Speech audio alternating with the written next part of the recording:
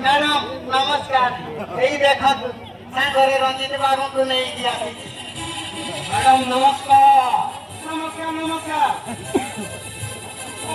बाबू कौन काम दिला मो बाके समय तो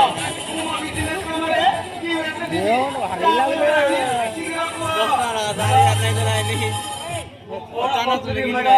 हम एई शहर रे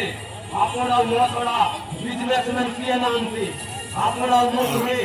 पार्टनरशिप कली काम कले केमिति बनता बड़ा नहीं रंजित बाबू नहीं रंजित बाबू डिस्कस करते लाइन लिखी विश्वास करें कल्पना न सहित काम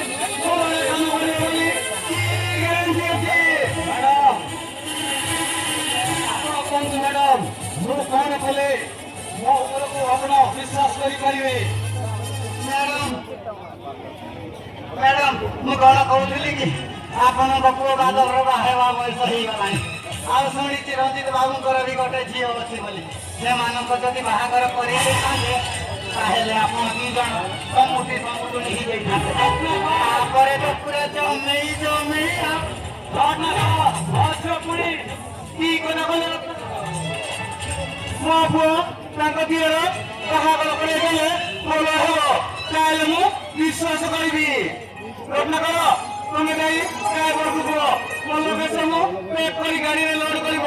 ଆଉ ଶୀଘ୍ର ଆସିବ ଠିକ ଅଛି ତାହେଲେ ଚାଲନ୍ତୁ